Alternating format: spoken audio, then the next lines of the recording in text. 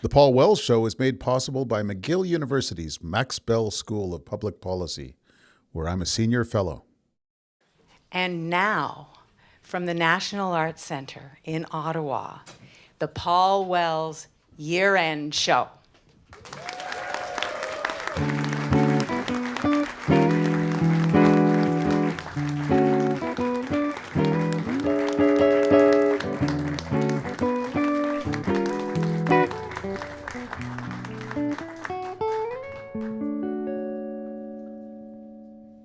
Thank you all for coming out tonight.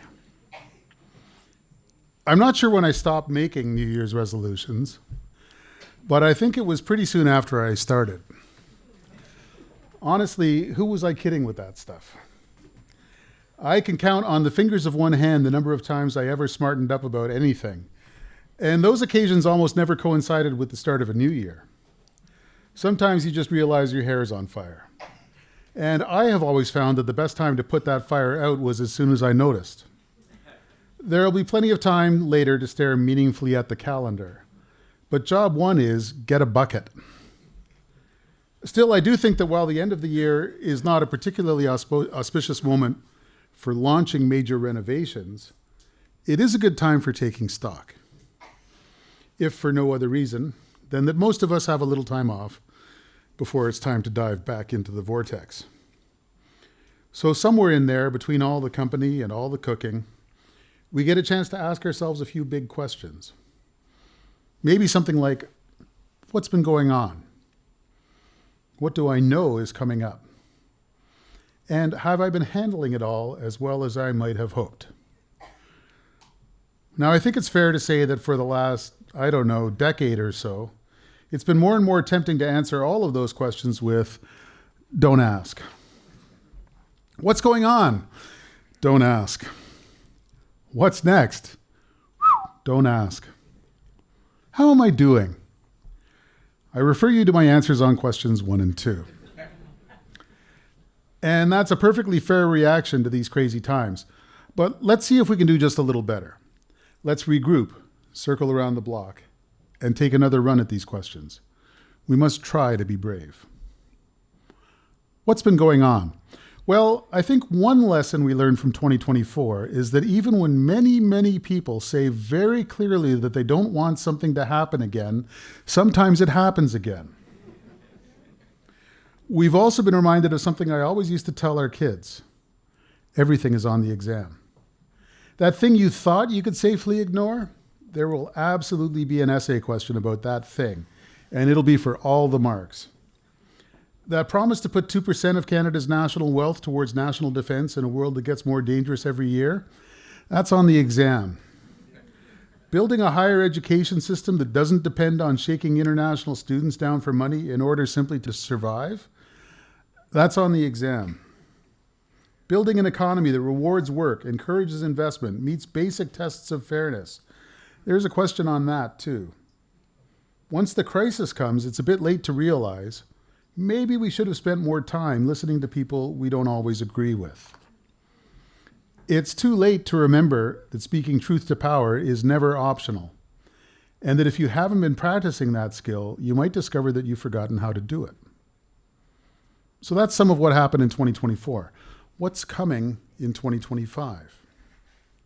Well, there will be an election in Canada, probably, and there will be consequences from an election in the United States, for sure. Beyond that, it's hard to say. Donald Trump has already made it clear that he wants the kind of presidency that will make it hard for anyone else to make plans. Since we won't have a lot of calm and clarity and certainty to rely on, we can expect chaos, confusion, and recrimination. Politicians know who to blame when that happens. They blame one another. But it's hard to shake the impression that they kind of like it. And judging by the way a lot of us have behaved during recent elections, it's hard to resist the conclusion that we kind of like it too. Polarization is easy after all. Your guy wrecked everything. My guy will fix it. If your guy isn't my guy, then you haven't merely reached different conclusions based on different experiences. You have failed as a citizen, which lets me off the hook entirely. See how easy that is? See how easy it is on me? Perhaps you've noticed that I've kind of quietly segued from my second question to my third, from what's going to happen next to how are we doing? I kind of had to do that because on the what happens next question, my best answer is I don't know any better than anyone else. As for the how are we doing question, I think the answer is not great. But it's okay to notice that and admit it. In fact, that's what stock taking at the end of the year is for. The first step is admitting you have a problem. Just like our leaders, we've been hoping some important things wouldn't be on the exam. Things like listening and cutting other people some slack and holding ourselves to higher standards. Somewhere along the line, conversations became too uncomfortable for too many of us. So we all had a fun decade coming up with long lists of people who didn't deserve the luxury of our attention and respect. I don't think the results have been what we hoped. Fortunately, I think people are already starting to figure this out.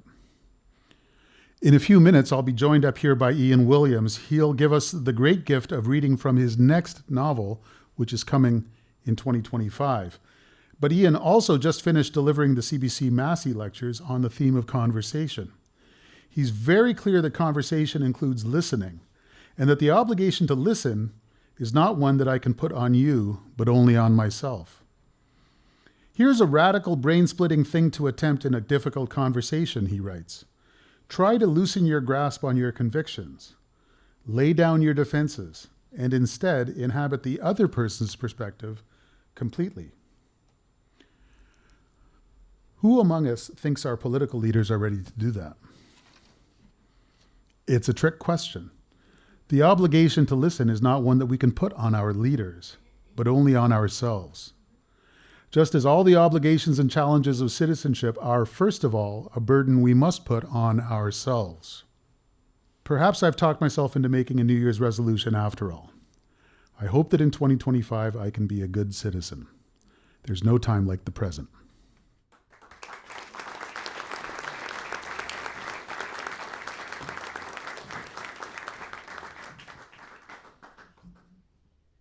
Hey, who wants to hear some tunes? Ada Leah's second album, One Hand on the Steering Wheel, The Other Sowing a Garden, was longlisted for the Polaris Music Prize, and Stereogum called it one of the best of 2021. That's when I got on board with her music. I love her lyrics. She has got a fantastic work ethic. She writes a lot of tunes, and she just finished teaching a songwriting course at Concordia University in Montreal, where she lives. I am so happy to introduce her to a new audience. Here now with a song that pretty much sums up this year for me, please welcome Ada Leah and her song, Damn.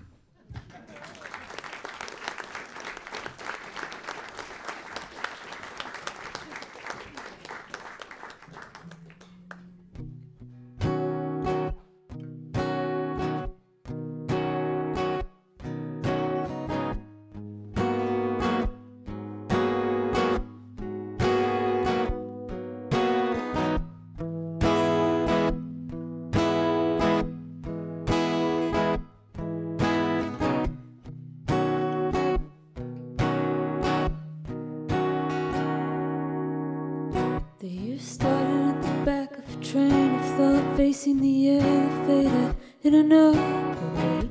Everyone drunk off their faces, just singing our praise, wanting in on the magic set.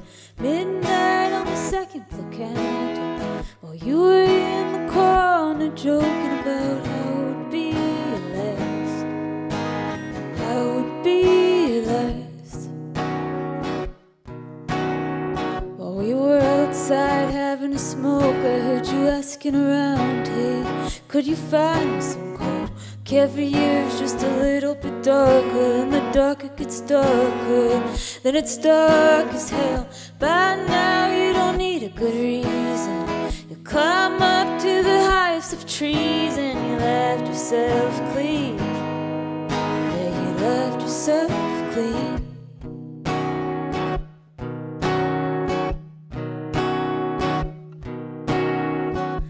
Inside where the party had started, I shut feet quick, really feeling ecstatic. Feelings come and they go, someplace little high, big lows. In any case, a good friend is a good friend. No, but sometimes a good friend ain't enough to grab you and pull you out. Damn the work, damn the music, damn the fun that's missing. Damn the drugs, damn the friends, damn the phone that's ringing. Damn the night, damn the party, damn the song that's spinning and trying to lift us up. But it only drags us down. The year started at the back of a train of thought, facing the elevator in an awkward way. Made a call from the side room, hey Ma, can I come home soon? Lying on the floor in the bathroom. I've had it with this place, we're all going insane. I've had it with this place. Oh, you've been feeling lost now, living in the background and with a rough crowd, thinking of the times you had it all figured out. Now everyone is passed out, blurry on the edge now, empty as an effigy waiting to come down. I've had it with this place, we're all going insane. I've had it with this place, we've all gone insane.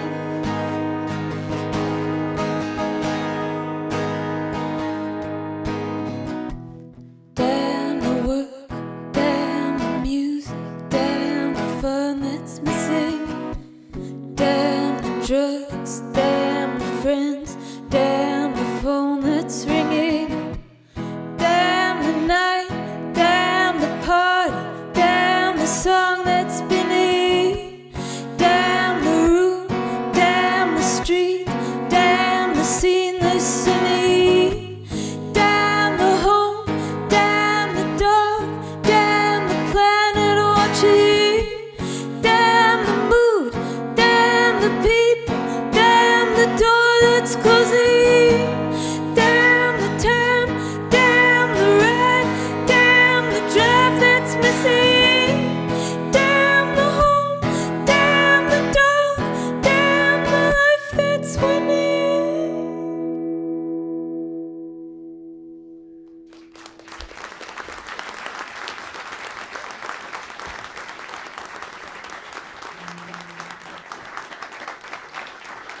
Ada Leah, ladies and gentlemen.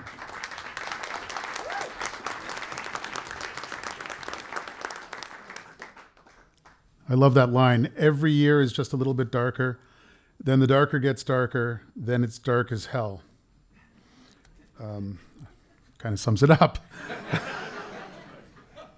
But not for our next guest. Our next guest has had quite a good year. He came out with a fascinating new book of poetry, Word Games. Then he delivered this year's CBC Massey Lectures under the title, What I Mean to Say, Remaking Conversation in Our Time. In those lectures, he asked us to explore what makes a good conversation and how to connect with people even when you disagree with them. It's an important message, and as you might suspect, it is one that is close to my own heart. But I asked him to join us tonight because tonight is partly about looking ahead, and I am most curious about what comes next. He is here to read an excerpt from his new novel, which will be published in 2025. It's called You've Changed, and it comes out in August. Will you please welcome Ian Williams?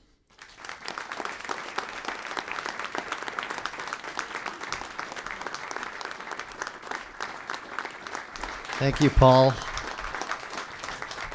So I'm going to read to you from the future here, from next year's novel. And it's called What You've Changed. And it's all about the parts of our identity that can be changed, right? What can be changed, what can't be changed, all told through the tight frame of a marriage that's in decline. And marriage is the perfect place for this because in marriage, you're encouraged to change in some respects. And some changes are unwelcome and some are just flat out deal breakers. So we're getting this couple now, Beckett. I'll read from his point of view. And he speaks to his wife. That's the you that you'll hear. And they're at a therapist's office, their first time. The therapist's office was painted navy and dimly lit. The therapist herself wore large jewelry and a loose black gown that she had to hold up so it wouldn't drag as she walked to her throne. A sleek black Doberman lay at her feet. It all felt like ancient Egypt. She had no eyebrows or lips. She must have worn them down from years of talking to people like us. 5 minutes into our session, I hadn't said anything apart from hello. She had introduced herself as if she was reading off a business card. Clara Simmons, registered psychologist, communist, political activist, social agitator. I didn't ask where you had found this therapist. Dr. Simmons said she was used to having one partner eager to be in therapy and the other reluctant, so she'd like to check in with us about our feelings. I most certainly was not going to respond to that pablum. Not first, at least. Later, you said that I had rolled my eyes at the question. I denied it. You said that I rolled my eyes internally. You could see it. It was my idea, you said to the therapist. He doesn't want to be here. Why are you here, Beckett? I scratched my neck and said nothing. She's speaking to you, you said, but you meant don't ignore a woman when she speaks to you. Don't pull that patriarchal act like we're below your consideration. I addressed the therapist for the first time. I'm sorry. What was the question? Why are you here? She asked flatly. She might have been on narcotics. To fix me. What do you mean by that? I didn't reply. I was tired of the questions already, the upward lilt of her voice like a slam poet. I understand that you don't want to be here, she said. You're not going to be here forever. Sometimes in 2 or 3 sessions, we can get everything out on the table and think about how to move forward with honesty and transparency. I like to tell my clients that we can take an hour and have a difficult conversation now, or you can go home and spend a lifetime fighting. How does that sound to you? I opened my palm, a go-ahead gesture. Do you want to start by telling me about your own parents? Dead. I'm sorry. Pandemic, yeah, but I'm not here to talk about my parents, I said. You opened your mouth, scoffed a few times, then leaned back and folded your arms, trying to out-silence me. You can't out-silence a Quaker. My whole childhood was silence, girl. After a few moments of the therapist looking between us, you pulled out your phone and started scrolling. I thought that you were being childish, beyond childish, extremely rude to the therapist, but she did not look offended. She reached down and stroked the head of her Doberman, then got up, went to her desk, and returned with cue cards and Sharpies. Here, she offered us each a card. I want you to write down your preferred relationship status. Do you see a future together? Do you want to stay married? Again, for the record, I did not recall rolling my eyes, but later you said, you rolled your eyes every time she opened her mouth. Let's find someone else. No, Beckett, I chose her. Honestly, though, in that moment, I was simply thinking about the landscaping job ahead of me. You held up your card.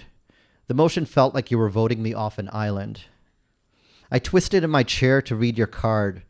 To my surprise, it said, married. The therapist asked you to elaborate. I want to be married, you said. I don't care if it's to him or not. You gave me the card as one would give someone a contract to review and sign. What do you mean by that last part? I asked. The therapist smiled. I want to be married, you said again. But the to whom is irrelevant to you? You looked at me as if you could not identify the source of my objection. I held up my clasped hands like a prize fighter. Lucky me. The therapist looked at the intake form you filled out in the waiting room. Beckett, am I correct that you had an affair? I wouldn't call it an affair, I said. Are you and Princess in an open relationship? Your lip involuntarily curled in disgust at the term. I shook my head. What would you call the affair then? The therapist asked me. Friends, I wanted to say. An overlap. But again, I didn't answer. It wasn't just an affair, you said. I looked at her, begging. He had an affair with this young... You looked down, silence. Do you feel betrayed? The therapist asked. I feel... You tried to find the words. You were so tense, you were flexing your calves. I came back from my trip, and he had given Pamplemousse, my cat, away to this person, this woman, you finally said. He's romping away with her and he doesn't even want to touch me. I knew it. I could hear it in his voice when he called me in Costa Rica that he was with someone. Your tone, Beckett. And you were never home, always in your truck out somewhere. And I was like, Princess, all of that good energy is not for you. Everything that was supposed to be mine, you gave to somebody else. He gave this woman my cat and then called me to make a joke out of it. I was still looking down at my shoes. I said, I got Pamplemousse back. The Doberman looked at me like, is that the best you can do? I responded by saying that I would say what I would say if I were on a talk show. It's the only time I've ever done something like this. I don't know what got into me. I want her, address Princess, the therapist said. I want you to trust me again, I said, remembering her recent restraint. You quoted me. The only time? The therapist responded, looking at me, not you, with a line out of her poetry slam, Shadow Life. Sometimes the only is only the first. Possibly I did roll my eyes here, but I was looking down so nobody saw me. Her voice became stern. Is the affair over? Yes. Did you end it? Yes. Tell Princess how and why you ended it. I erased her contact info, I said. True. Before you came back, I met her outside her building, not so true, and said that my wife was coming back, true, and I needed to take care of her, implied, and that the affair was a lapse of judgment, not completely true, and I hoped she would understand, mostly true. I didn't reveal to you or the therapist the last words that Gluten and I exchanged because they were irrelevant, untrue, because I wanted them only for myself, true. The therapist said, I found that in these situations, the offended party often needs certain information before they can go forward. To be clear, going forward doesn't mean steps toward forgiveness and reconciliation. It can sometimes mean that the offended party decides to sunset the relationship based on the information they have. So what do you need to know, Princess? I already told her everything, I said. The therapist ignored me. Princess, what do you need to know? Princess asked, did you talk about her with me? No. Wrong move. You were hoping that I flooded Gluten with information, that I couldn't stop talking about my wife this, my wife that. So I added, I told her you work at the gym. I don't work at the gym, you said. I'm a personal trainer. Are you a handyman or a contractor? I have a degree. Princess, the therapist said, he's being honest with you. You held your shoulders back and refused to apologize. I scratched my nostril with my pinky. Did you enjoy being with her more than you enjoy being with me? No, I said. Sexually, you clarified. I paused to consider. You didn't want to hear yes, and saying no would open a can of worms about my motivation. And don't say I don't know. Finally, I said, about the same. I glanced to see whether he believed me. The therapist's tone changed when speaking to me. She said, all actions come with consequences. She said that like I needed a moral education. I knew that already. The consequence of my actions was my memory. Thanks.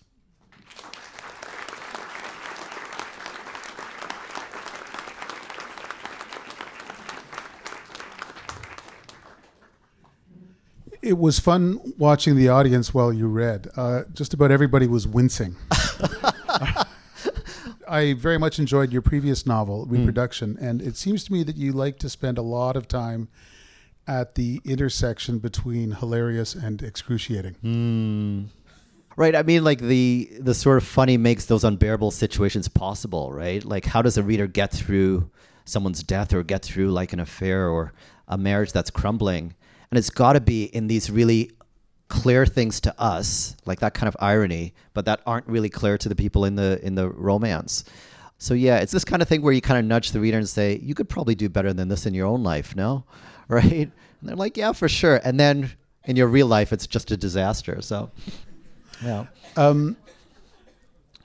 This year you came out with your first book of poetry in some years. Yeah. You were working on a novel all year. I bring greetings from your editor, Ann Collins, who was my editor. I called her up and I said, do you think I could get Ian Williams? I'm doing this weird thing. Do you think I could get... And she said, He would absolutely say yes. Don't ask, because I want to make sure the novel's done.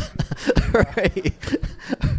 Right. And you did the Marci lectures in between. Working on all those various registers at once. Is it confusing, dissipating, or does it become like a force multiplier for what you're trying to say? Yeah, they come out all at once, but they're actually worked on like in these separate like compartments, right? And we kind of stagger the release of them or combine the release of them. But no, when I'm writing poetry, I'm pretty much in poetry mind, right? And when I'm writing fiction, and for the Marcis this year, that was all I could do, right, to get that right. And it's been great hearing the conversations you've been having here. And I think so many people are feeling this. Like, we want better from our leaders, and we want better from ourselves. But the thing that's getting rewarded in our conversations is extreme and polarized and antagonistic. Did you get people saying, well, of course it's polarized. It's polarized between right and wrong, and between justice and hate. Yeah, I get that too. And people want me to take absolute sides on certain issues, and then they sort of send me to a kind of like death camp if I don't do things exactly the way they want to do it. And I think it's particularly painful when you align yourself with a group, say politically, right? If you think about yourself as being on the left or on the right, and then that group savages you, although you share the same values, but you don't share the same methods.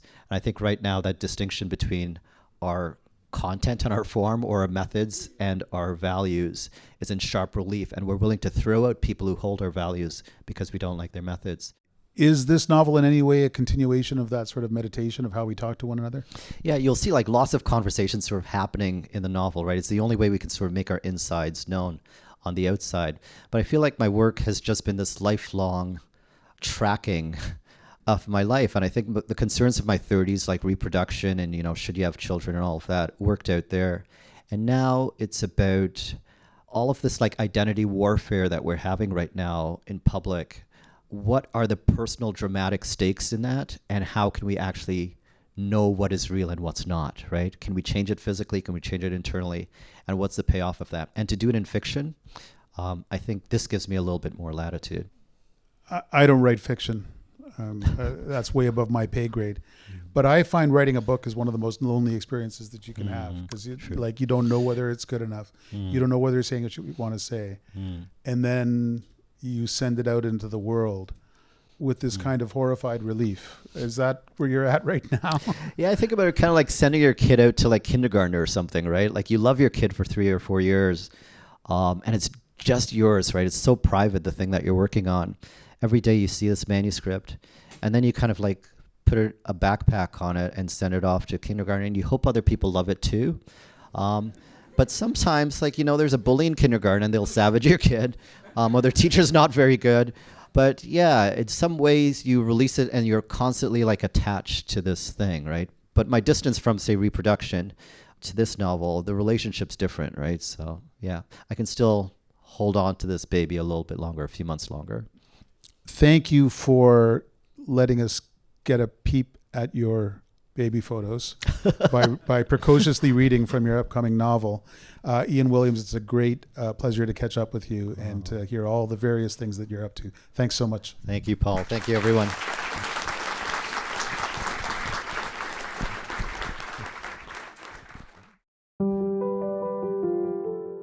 I want to take a moment to thank the people who support this show.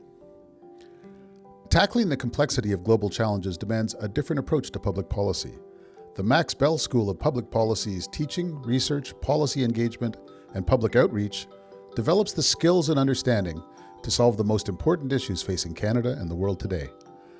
They offer several public lectures and conferences throughout the year on current policy conversations and provide an 11-month intensive master's program to prepare the next generation of policy leaders. Learn more at mcgill.ca/maxbellschool. We are lucky to have Ada Leah come back up to sing. Please give it up for Ada Leah.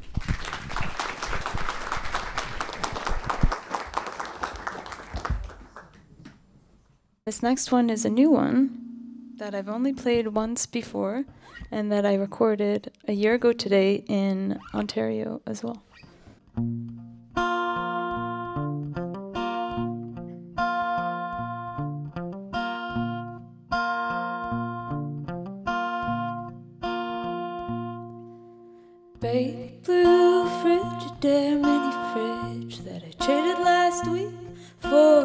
box spring and a pair of sunglasses. Took the tiny redbird matches too. Tonight I'm looking, not seeing anything like you.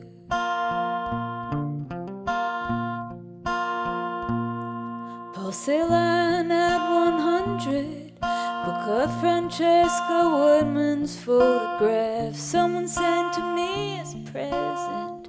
It appeared on my apartment's front doorstep. Tonight I'm looking, not seeing anything like you.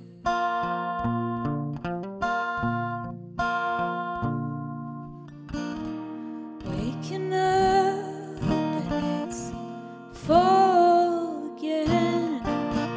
Heaven is a place I know. And then the air gets so cold again. I wanna know where you are and what you're thinking.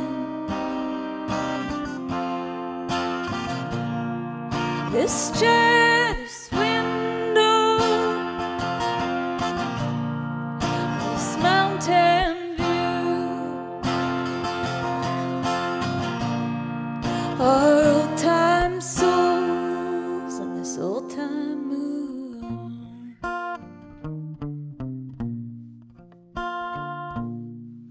The kettle gets to whistling song, the cardinals on the porch. Needle skips while monk is hammering. I let a song go out of my heart. Neon pathos jigsaw puzzle, and I've forgotten every password. Cast iron stove pot from the yard, sailed down the road, a bowl of soggy rice. Yeah, everything comes at a price.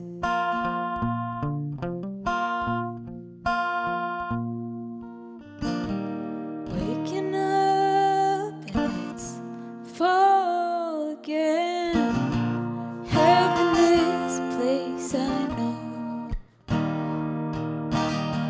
And then the air gets so cold again. I wanna know where you are, what you're thinking.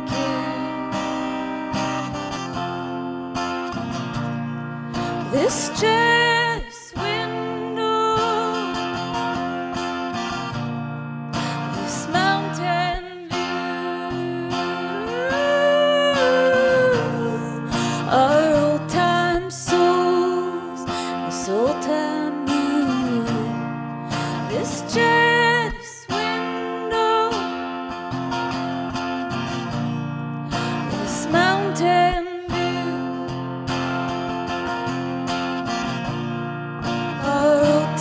souls, this old-time moon.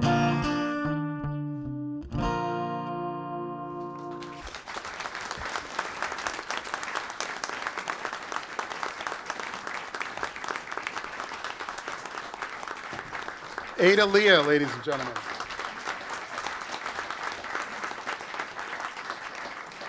Singing Baby Blue Frigidaire Mini Fridge, which is almost a consummate Montreal song title.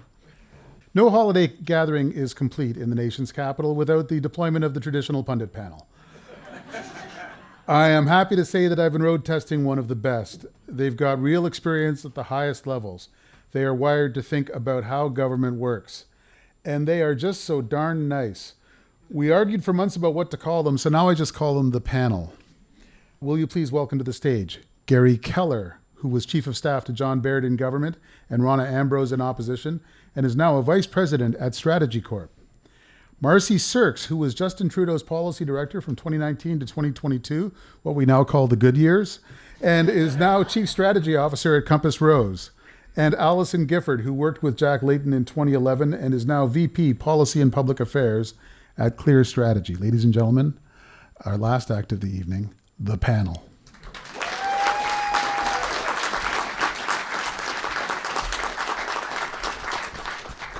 before we get to serious business, I do want to dwell a little bit on the name of the panel.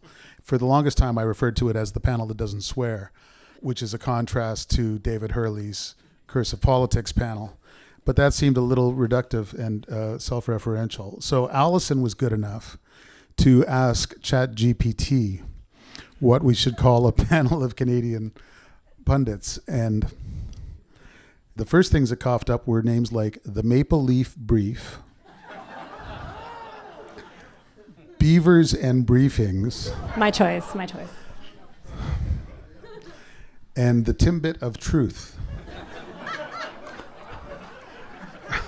Still some work to do on the whole AI thing, I think. Then she asked for ideas based on the panelists being really nice. And so we got the OU First Politics panel, All Apologies and Analyses, and Sorry for the Insight, which I kind of like. And then finally, Allison asked what we should call a panel of grizzled veterans. And the answers that came up included the wise cracks, been there, debated that, and grit, grins, and grievances. So that's why I took an executive decision, decided I'd just call you guys the panel. Question 1. Everyone in the last 2 weeks has been second-guessing the Prime Minister's trip to Mar-a-Lago. But I am wondering if each of you had been running a PMO on November 25th when Donald Trump announced the 25% universal tariff on Canadian imports, how would you have responded? Marci, I think I might start with you. Thanks, Paul. If I were running PMO on the Mar-a-Lago trip, so in spite of the fact, or despite the fact that they may have actually broken a federal U.S. law, the Logan Act, in terms of dealing with somebody for a state-to-state level who is not actually the administration of the United States. That little detail aside, I do think anybody advising any prime minister of this country, any partisan stripe, period, should have and would have done the same if given the opportunity. I know there are some who would say it felt as though we were kowtowing or going to kiss the ring, what have you. I actually don't even care. The most important relationship to Canada is this one, and there is nothing that can be done that is too small a gesture to ensure that that never changes. Garry, do you agree? You've been chief of staff to a conservative foreign minister and to a conservative leader. How should that Trump tweet or truth have been handled? Yeah, absolutely. You have a chance to meet the next president of the United States, take away the whole Trump business. If you're an incoming president and they make that offer to come down to meet, you absolutely take that. And in the past, that was usually handled very privately. Remember in 2012, there were people on the Romney campaign who had quiet conversations in Ottawa with people, very quiet conversations, but it was, what if this happens? So look, of course, the Prime Minister had to go take that trip. Now, I guess my biggest beef of the whole situation was, to this day, it seems very slow and very unprepared, off the mark. You had the Premier saying, maybe we should meet to talk about this, Prime Minister. I mean, we knew there was going to be one of two outcomes on November the 5th. And in both cases, both presidential candidates had said, I'm going to initiate a review of CUSMA, or NAFTA 2.0.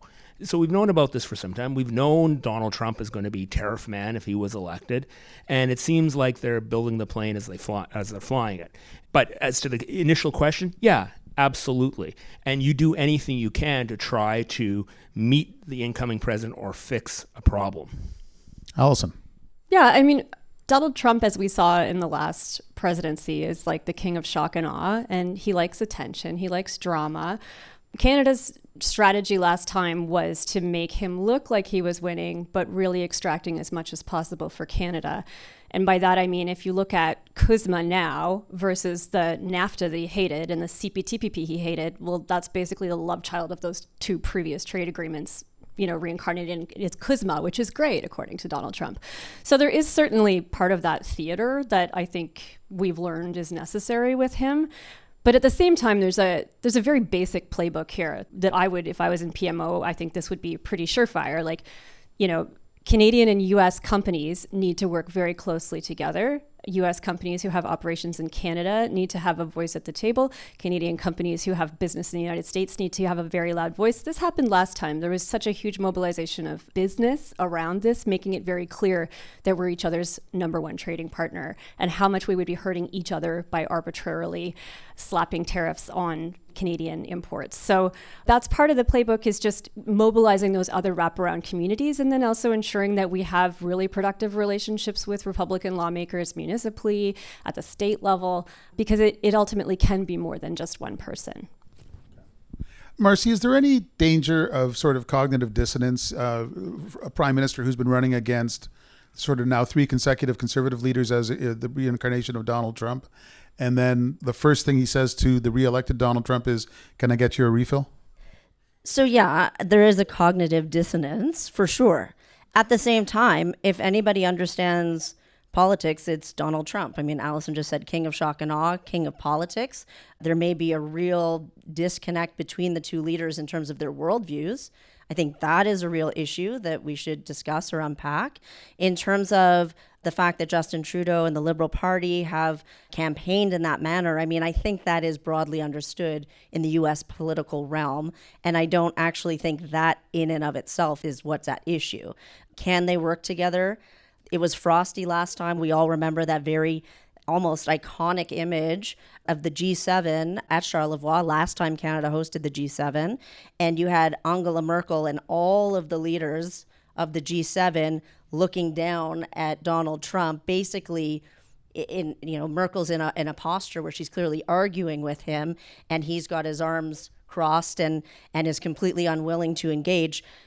He left, and he was quite grumpy at how the Prime Minister framed that whole episode. I think there are moments like that that may be very difficult to overcome, but that's not just the political gamesmanship. I mean, I think that in and of itself is the least of the issues. Looking ahead, there is probably, not guaranteed, a federal election in 2025. I'm going to ask each of you a 3-part question. What should the slogan of the campaign run by your party's leader be? What are the vulnerabilities or dangers that your leader should be aware and afraid of? And should your leader have a traditional media tour with a bus full of reporters following the leader around at every stop? Gary? 3 great questions. In terms of a slogan, I mean, I think Axe the Tax and Bring It Home seem to be working pretty well the last time I checked, but a variation on a theme, I think it's time for a change. Change is the watchword. It's been the watchword for almost every single provincial, state, federal election in the world. There's been a lot of change that's been going on, and the way things have been going for the last little while, I think that's the mood of Canadians. It captures it perfectly. 2 dangers for an opposition leader, especially when you've been up in the polls as long as you have. Hubris is one thing. There's always a potential nature of people in the caucus or around, starting to measure the drapes, saying, oh, well, I'm going to be the Minister X or Minister Y, and you really have to avoid that. The other thing is, Harold Macmillan, as British Prime Minister, once said, what's the thing you most fear? Events, dear boy, events. And you cannot control what happens in the world. If there's another, God forbid, a 9/11 situation or mass migration or borders, a tsunami on Vancouver, you don't control those things, and you have to be prepared to react to those. Allison, I'm going to throw to you. Campaign slogan, dangers for an NDP leader, and media bus. I think media bus is the only way the NDP makes money these days, isn't it? Har har. I mean, so funny. I mean, like, right now the only thing that comes to mind is like the only adult left in the room. I don't, he'd have to test that a little bit, but Parliament's been deadlocked since September because of the Liberals and the Conservatives. I think that the NDP and Jagmeet Singh is the only party with the national interest that's still showing up to work and trying to get things done. I see a lot of short-term political gain clouding out the national interest otherwise. So something about, working for Canadians, which is a bit, I need work on my marketing skills, obviously. But he sometimes feels like the only adult in the room who's still just showing up for work to get work done. My second question, remind me what my second question is. Dangers Conservatives, right. So since time immemorial, there's been this old chestnut that the only way to defeat the Conservatives is to vote Liberal. This is something, as a former NDP staffer, I'm very aware of, because in many ridings, it's actually the NDP that's second. So that old vote splitting is always a challenge for the NDP. The other one for me would be the youth vote.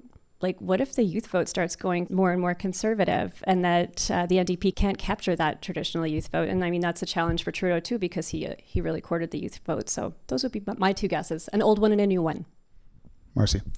I think it goes without saying, although I'll say it, change definitely belongs to the Conservatives this time around. The Liberals cannot run on a real change slogan as they have in the past. So just sort of eliminate that from the vocabulary right now. I didn't intend to reference Angela Merkel twice in this podcast, but I do remember a poster from her final campaign, which was very simple.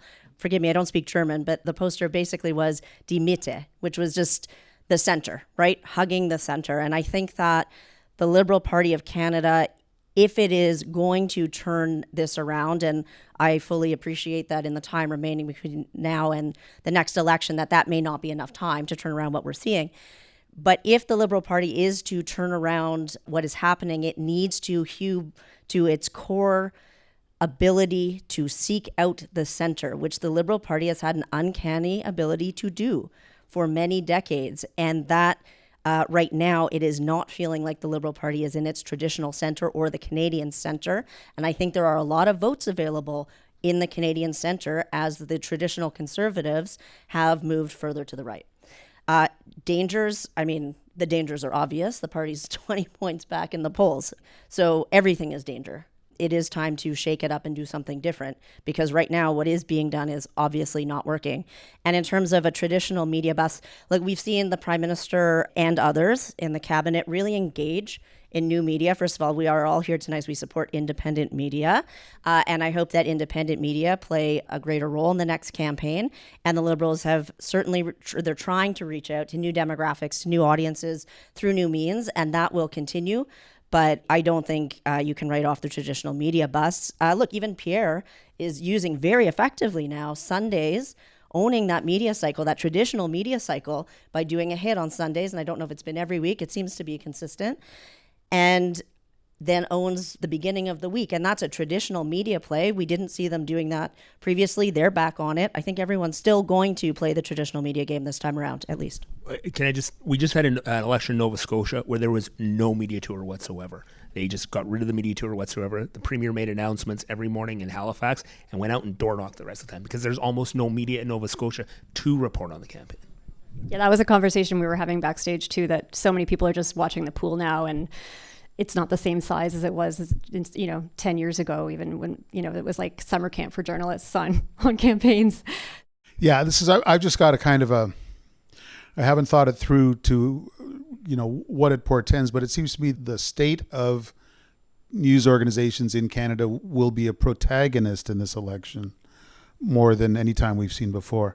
And I mean, this is to some extent a self-interested question, but I'll close by asking Gary. We've got a debate commission in this country built by the Liberals. It has, for 2 elections in a row, produced an English language debate that featured Mr. Poilievre's friends at CTV and in the CBC. Does he show up for that debate this year? I think they should take the Federal Electoral Debates Commission and fire it into a Elon Musk spaceship and fire it in a rocket towards the sun. I think it's been a terrible, terrible debate system. And I think it's been the way it's been produced. I think there's been way too many hosts. Mr. So-and-so, you've got 8.9 seconds to respond to that 2-minute. It just doesn't work. I think the best debates we've had so far were the TVA debates we've had recently, where it's 4 podiums and 1 moderator and no audience and no gimmicks. Those have produced some of the best debates and some of the toughest debates. And so, I think Mr. Poilievre, he'll probably set some demands to participate, and the Debates Commission won't be able to do it, and he'll do other debates. But if I were him, I would say, let's just fire that thing in a rocket to the sun. Whomst could ever produce such a debate in English in this country? Independent media? McLean's? Independent media, not McLean's, unless the debate's going to be about condos. On that note, I want to thank the panel for joining us tonight and bringing things down to earth. in the beginning of what will be just an extraordinary political year. Allison, Gifford, Marci, Surkes, Garry Keller, thank you so much for joining us tonight.